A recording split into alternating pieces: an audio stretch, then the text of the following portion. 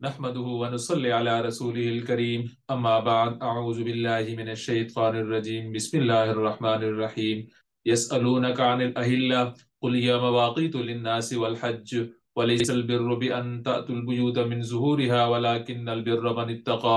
وأتوا البيوت من أبوابها واتقوا الله لعلكم تفلحون صدق الله العظيم رب اشرح لي صدري ويسر لي أمري واحلل عقدة من لساني يفقه قولي اللهم ثبتنا عند الموت بلا إله إلا الله اللهم وفقنا لما تحب وترضى آمین یا رب العالمین۔ میں نے آپ کے سامنے سورہ بقرہ کی آیت نمبر 189 تلاوت کی۔ سورہ بقرہ کا ہم تیسرا حصہ اپنی تقسیم کے اعتبار سے اس کا مطالعہ کر رہے ہیں۔ پہلا حصہ جو کہ بنی اسرائیل سے مخاطب تھا اس کا ہم نے مطالعہ کیا، اور اس کے بعد تحویلی رکوع آئے جس میں تحویل قبلے کا حکم آیا، اور شریعت محمدی عطا کی گئی امت محمدی کو۔ بنی اسرائیل جس مقام پر فائز تھے ان کو اس سے ہٹا دیا گیا، اور مسلمانوں کو اس مقام پر فائز کیا گیا، اور ان کو فضیلت عطا کی گئی باقی جہانوں پر، باقی قوموں پر۔ اور تیسرا حصہ مسلمانوں سے براہ راست تعلق رکھتا ہے جس میں مسلمانوں کو احکامات دیے گئے۔ اس تیسرے حصے میں عام طور پر 4 احکامات بیان کیے گئے ہیں جس کا ہم نے ذکر پہلے بھی کیا۔ 4 طرح کے احکامات بیان کیے گئے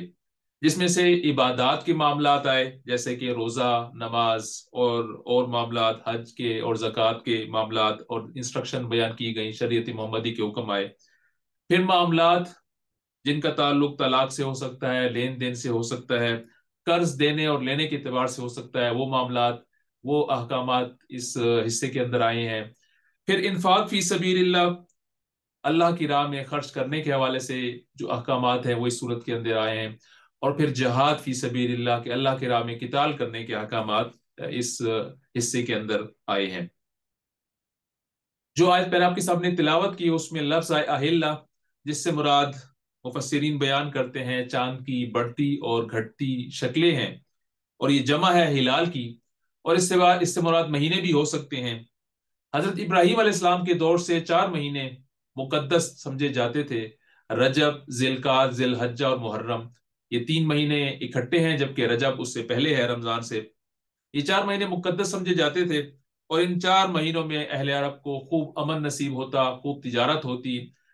قافلے تجارت کے جاتے اور آتے بھی، اور کوئی قتل و غارت نہ ہوتی۔ سوال یہ اٹھایا گیا اس آیت کے اندر جو کہ خانہ کعبہ جو کہ ابھی تک مشرکین مکہ کے پاس تھا اس میں بت رکھے ہوئے تھے، اور دوسری طرف یہ 4 مہینے مقدس ہیں، تو سوال یہ کیا گیا کہ خانہ کعبہ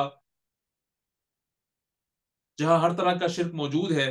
تو کیا اب بھی ان 4 مہینوں کی حرمت قائم رہے گی؟ اگر حج یا عمرہ ادا کیا جائے گا تو پھر کیا ان شرک سے بھرے کعبہ کے اندر یہ حج اور عمرہ ادا کیا جائے گا؟ لوگ تم سے چاند کی گھٹتی بڑھتی صورتوں کے بارے میں پوچھتے ہیں، تو کہو یہ لوگوں کے لیے تاریخوں کی تعین اور حج کی علامتوں کے لیے ہیں۔ نیز ان سے یہ کہو کہ یہ کوئی نیکی کا کام نہیں کہ تم اپنے گھروں میں پیچھے کی طرف سے داخل ہوتے ہو۔ نیکی تو اصل یہ ہے کہ آدمی اللہ کی ناراضگی سے بچے، لہذا تم اپنے گھروں میں دروازوں سے ہی داخل ہوا کرو، البتہ اللہ سے ڈرتے رہو، شاید کہ تمہیں فلاح نصیب ہو۔ ایک تو سوال یہ تھا کہ وہ جو 4 مہینے ہیں ان کی مقدس، ان کی حرمت باقی رہے گی اس صورتحال میں جبکہ خانہ کعبہ مشرکین ایک مکہ کے پاس ہے، اور دوسری طرف اس آیت کے اندر ایک عجیب و غریب قسم کی بدعت جو انہوں نے اختیار کی ہوئی تھی اس کی طرف اشارہ کیا کہ جب وہ احرام باندھ لیتے، کیونکہ حج جو ہے وہ ایسی عبادت ہے جو کہ مشرکین مکہ بھی ادا کیا کرتے تھے اپنے طریقے سے،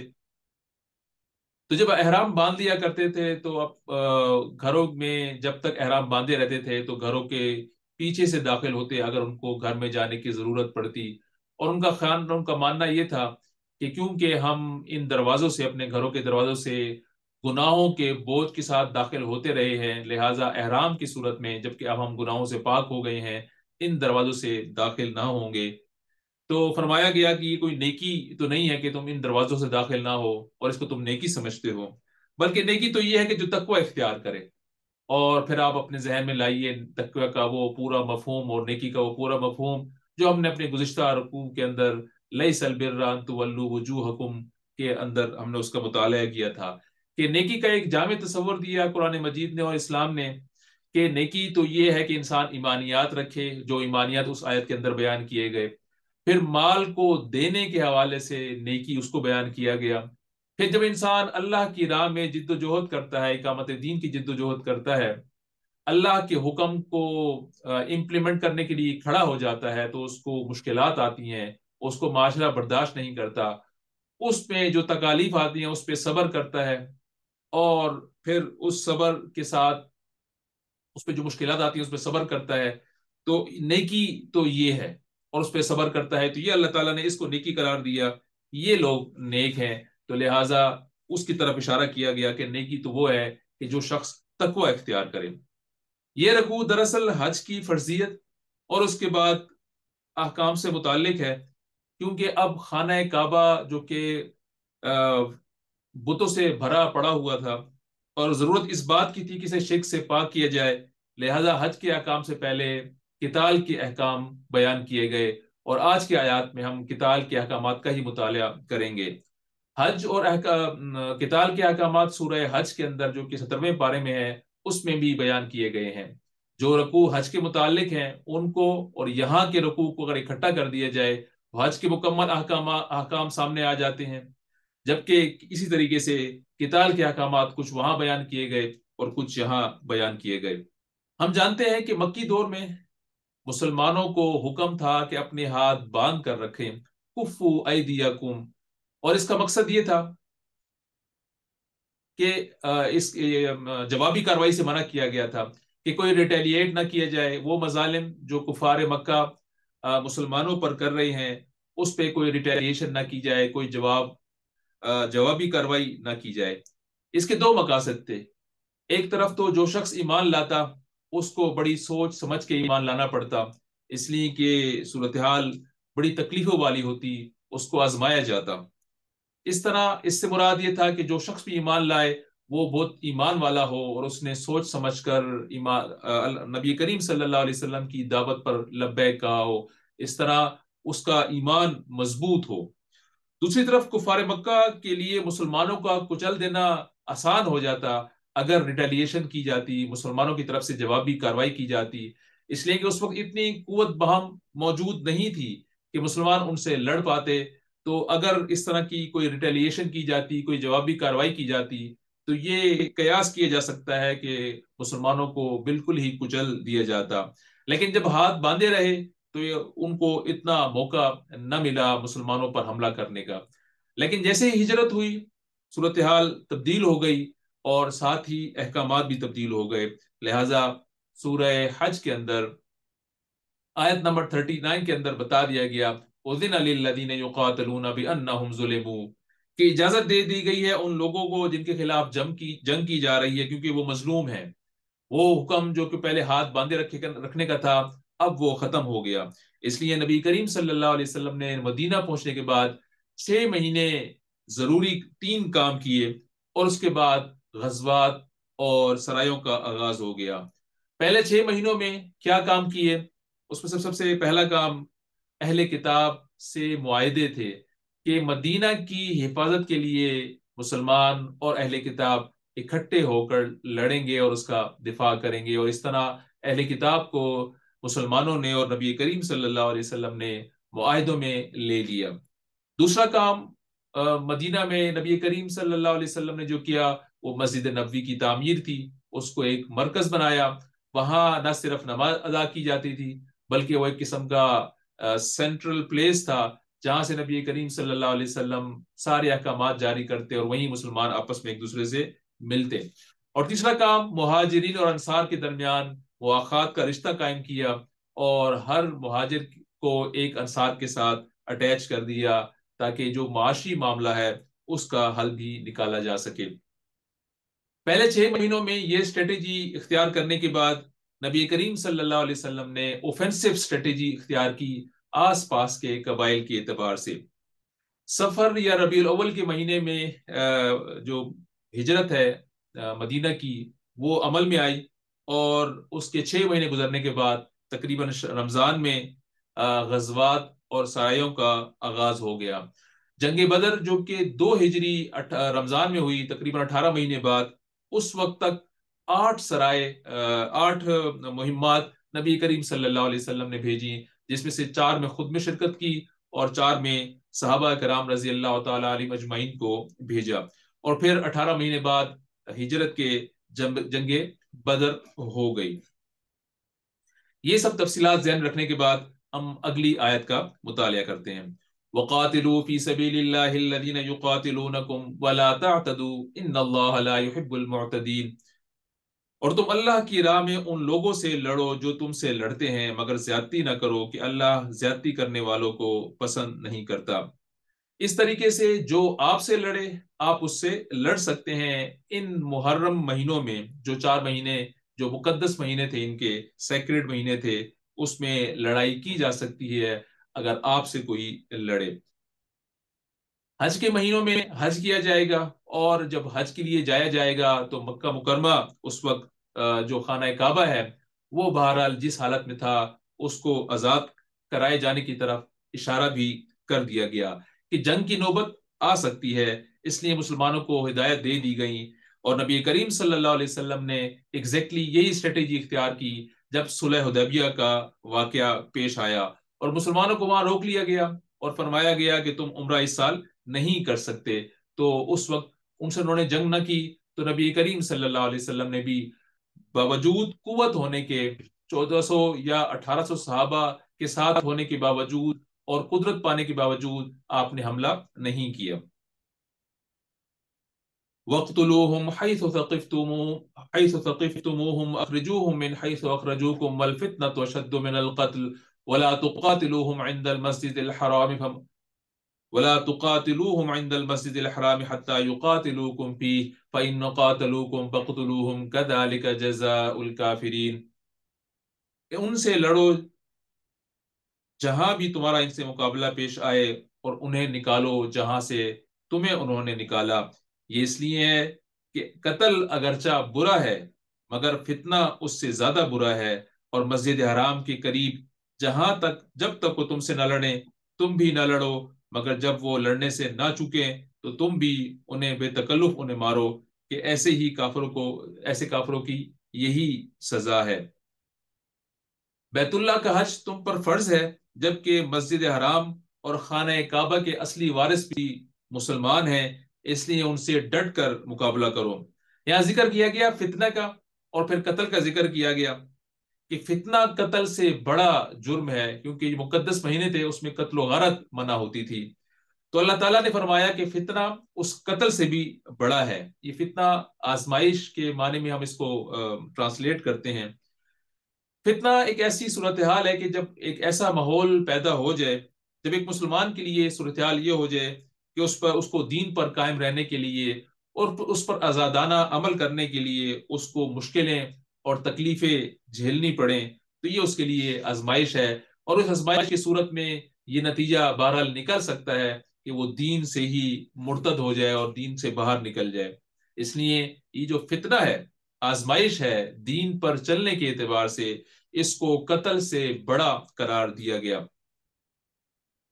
اور اس کو بڑا قرار دینے کے بعد یہ فرمایا گیا کہ تم جو حرمت والے مہینے ہیں اس میں بھی مسجد حرام کے اندر جو حرم کا ایریا ہے، اور مسجد حرام کے ایون نزدیک بھی قتل کیا جا سکتا ہے اس شخص سے جو آپ لوگوں سے لڑتا ہے اور قتال کرتا ہے۔ فَإِنِ انْتَهَوْا فَإِنَّ اللَّهَ غَفُورٌ رَحِيمٌ، پھر اگر وہ باز آ جائیں تو جان لو کہ اللہ معاف کرنے والا ہے اور رحم فرمانے والا ہے۔ اگر وہ اس قتال سے باز آ جائیں، آپ سے لڑائی نہ کریں، ظلم و جبر سے باز آ جائیں، تو پھر یہ کام چھوڑا جا سکتا ہے۔ یہ آیات خاص کر کفار مکہ کے لیے ہیں، کفار مکہ کے حوالے سے ہیں، اور بیت اللہ کو شرک سے پاک کرنے کے حوالے سے ہیں کہ تمام شرک سے خانہ کعبہ پاک ہو جائے، اور اس کو ہونا چاہیے اس لیے کہ آپ اس نے اسلام کا مرکز اور قبلہ بننا ہے، لہٰذا اگر وہ جنگ کرتے ہیں تو آپ نے بھی ان سے جنگ کرنی ہے، اور ان 4 مہینوں کی جو مقدس اور حرمت موجود ہے وہ پھر بہرحال ان کو حاصل نہ رہے گی۔ وَقَاتِلُوهُمْ حَتَّى لَا تَكُونَ فِتْنَةٌ وَيَكُونَ الدِّينُ لِلَّهِ فَإِنِ انتهوا فَلَا عُدْوَانَ إِلَّا عَلَى الظَّالِمِينَ۔ تم ان سے لڑتے رہو یہاں تک کہ فتنہ باقی نہ رہے اور دین اللہ کے لیے ہو جائے، پھر اگر وہ باز آ جائیں تو سمجھ لو کہ ظالموں کے سوا اور کسی پر دست درازی روا نہیں۔ یہ سرزمین حرم اسلام کے سوا اس میں کسی اور دین کے لیے گنجائش نہیں، اور جنگ جب تک جاری رہے گی کفار مکہ سے اور مشرکین سے، جب تک کہ سارا کا سارا دین جو وہاں نظام ہے وہ اللہ کے لیے خالص نہ ہو جائے اور فتنہ باقی نہ رہے۔ اور اس آیت پر امپلیمنٹیشن فتح مکہ کے موقع پر ہو گئی۔ صلح حدیبیہ کے موقع پر جب مسلمانوں کو عمرہ کرنے سے روک دیا گیا اور اس صلح کے اندر یہ لکھا گیا کہ مسلمان اگلے سال عمرہ کر سکتے ہیں اور اس سال ان کو واپس جانا ہوگا، لہذا جب 7 ہجری کے اندر مسلمانوں نے عمرہ قضا کیا تو وہ اسی خانہ کعبہ کے ساتھ کیا جس میں بت بھی رکھے ہوئے تھے، اور کفار مکہ نے اپنے وعدے کے مطابق شہر کو خالی کر دیا اور پہاڑوں پر چلے گئے، اور 3 دن کے لیے مکہ خالی کر دیا گیا مسلمانوں کے لیے، اور مسلمانوں نے مکہ مکرمہ میں اور خانہ کعبہ میں اس کا طواف کیا، لیکن اس میں اس کی حالت وہ اسی طریقے سے ہی تھی کہ اس میں تمام بت موجود تھے، وہ ساری نجاست اس میں موجود تھی۔ لیکن فتح مکہ کے موقع پر پھر خانہ کعبہ کو ان تمام بتوں سے ختم فتح مکہ سے کے موقع پر تمام بتوں کو توڑ دیا گیا اور خانہ کعبہ کو پاک کر دیا گیا شرک کے نجس سے۔ مسلمان جہاں کہیں بھی جاتے تو جو کوئی مہم پیش آتی تو 3 طرح کی مطالبات ان لوگوں کے سامنے رکھتے کہ یا تو مسلمان ہو جاؤ، ان کے سامنے دعوت اسلام رکھتے اور ان کو اسلام کی دعوت دیتے، اگر تم لوگ مسلمان ہو جاؤ گے تو تمہارے حقوق ہمارے جیسے ہیں، تم ہمارے بھائی بھائی بن جاؤ گے، اور اگر تم اپنے دین پر قائم رہنا چاہتے ہو تو پھر ہم تمہارے مال کی اور تمہارے جان کی ذمہ داری ہمارے ذمہ ہے، اس لیے ہم تمہاری حفاظت کریں گے، لیکن اس کے بدلے تمہیں ٹیکس دینا ہوگا، جزیہ دینا ہوگا، حکومت بہرحال تمہارے ہاتھ میں نہیں ہوگی، تمہیں چھوٹا بن کر رہنا ہوگا۔ تو یہ دوسری آپشن ہوتی، اور اگر وہ لوگ ان دونوں آپشن پر نہ آتے تو تیسرا آپشن پھر جنگ کا ہوتا کہ پھر ہم سے لڑ لو، کہ جو جیت جائے گا اس کی بات مانی جائے گی۔ لیکن کفار مکہ کے لیے یہ جزیہ والی آپشن بھی ختم کر دی گئی اس آیت کے اندر، لہٰذا جب فتح مکہ واقع ہوا تو صرف یہی تھا کہ یا تو وہ لڑ لیں اور یا پھر وہ مسلمان ہو جائیں، جزیہ لے کر مسلمان رہ کر وہ وہاں نہیں رہ سکتے تھے، اور اسی سال یہ پھر بتا دیا گیا کہ آج کے بعد کوئی شخص حدود حرم کے اندر مشرک داخل نہیں ہو سکتا، اور اس وقت سے اب تک یہ شرط قائم ہے، اور کوئی بھی شخص اپنی آئیڈینٹی ظاہر رکھتے ہوئے مسلمان ہو اور غیر مسلم ہو اور وہ حدود حرم کے اندر داخل ہو جائے، ایسا ممکن نہیں۔ الشہر الحرام بالشہر الحرام والحرمات قصاص فمن اعتدى عليكم فاعتدوا عليه بمثل ما اعتدى عليكم واتقوا الله واعلموا ان الله مع المتقين۔ ماہ حرام کا بدلہ ماہ حرام ہی ہے، اور تمام حرمتوں کا لحاظ برابری کے ساتھ ہوگا، لہذا جو تم پر دست درازی کرے تو تم بھی اسی طرح دست درازی کرو، البتہ اللہ سے ڈرتے رہو، اور یہ جان رکھو کہ اللہ ان لوگوں کے ساتھ ہے جو اس کی حدود توڑنے سے پرہیز کرتے ہیں۔ مقدس مہینوں کا احترام جاری رہے گا، لیکن اگر کفار مکہ اس تقدس کا خیال نہ کرتے اور مسلمانوں پہ حملہ کرتے ہیں تو مسلمان بھی ان سے لڑ سکتے ہیں، لیکن ساتھ ہی ساتھ مسلمانوں کو فرما دیا گیا کہ تم نے زیادتی کی طرف نہیں جانا، جتنا انہوں نے تمہیں نقصان پہنچایا ہے اتنا ہی نقصان تم ان کو پہنچا سکتے ہو، اور اس سے زیادہ نقصان نہیں پہنچا سکتے۔ وَأَنفِقُوا فِي سَبِيلِ اللَّهِ وَلَا تُلْقُوا بِأَيْدِيكُمْ إِلَى التَّهْلُكَةِ وَأَحْسِنُوا إِنَّ اللَّهَ يُحِبُّ الْمُحْسِنِينَ۔ اللہ کی راہ میں خرچ کرو اور اپنے آپ کو ہلاکت میں نہ ڈالو، احسان کا طریقہ اختیار کرو کہ اللہ محسنوں کو پسند کرتا ہے۔ جہاد جان اور مال دونوں کی قربانی کا مطالبہ کرتا ہے۔ اس لیے جہاد کا جہاں ذکر آتا ہے وہاں انفاق کا بھی ذکر آتا ہے کہ قتال بغیر مال کے ہو نہیں سکتا۔ اس لیے اس بات پر بھی مسلمانوں کو ابھارا گیا کہ جب بھی اس طرح کی مہمات درپیش ہوں بڑھ چڑھ کر اس میں حصہ لیا جائے۔ یہ انفاق خوش دلی سے ہونا چاہیے، تنگ دلی سے نہیں ہونا چاہیے، اس یقین کے ساتھ کہ جو کچھ انسان خرچ کرے گا اللہ تعالیٰ اس کو بڑھائے گا اور اس کو قیامت کے دن بڑھا چڑھا کر واپس کرے گا۔ سورہ حدید کی وہ مشہور آیت کا مطالعہ ہم بارہا کر چکے ہیں کہ من ذا الذی یقرض اللہ قرضا حسنا فیضاعفہ لہ ولہ اجر کریم، کہ جو شخص قرض دیتا ہے اللہ کو قرض حسنا تاکہ اللہ اس کو بڑھائے چڑھائے اور اس کا اجر بڑھائے اور اس کو پھر ایک اچھے اجر کی شکل میں اس کو واپس کر دے۔ خرچ کرنا دو طریقے سے بیان کیا گیا ہے قرآن مجید کے اندر، کہ ایک تو وہ زکوٰۃ ہے جس کا خاص نصاب ہے جو کہ لوگوں کے لیے خرچ کی جاتی ہے جو اس کے مستحق ہوتے ہیں، مسافر ہو گئے اور تنگ دست ہو گئے اور قرض والے ہو گئے اور بیمار ہو گئے اور مسافر، ان پر خرچ کی جاتی ہے۔ جبکہ اللہ تعالیٰ اس خرچ کو جو اقامت دین کی جد و جہد میں لگایا جائے، اس کی نام کی سربلندی کے لیے لگایا جائے، اللہ تعالیٰ اس کو قرض حسنہ سے، کہ اللہ تعالیٰ کو قرض دیا گیا ہے، اس سے تعبیر کرتا ہے۔ اور جہاں کہیں بھی اس انفاق کا ذکر آتا ہے، اللہ کی راہ میں خرچ کرنے کا ذکر آتا ہے، اللہ تعالیٰ اس کو قرض حسنہ سے اور اس کو بڑھا چڑھا کر آخرت میں واپس کرنے کا وعدہ کرتا ہے۔ اللہ تعالیٰ سے دعا ہے کہ اللہ تعالیٰ ہمیں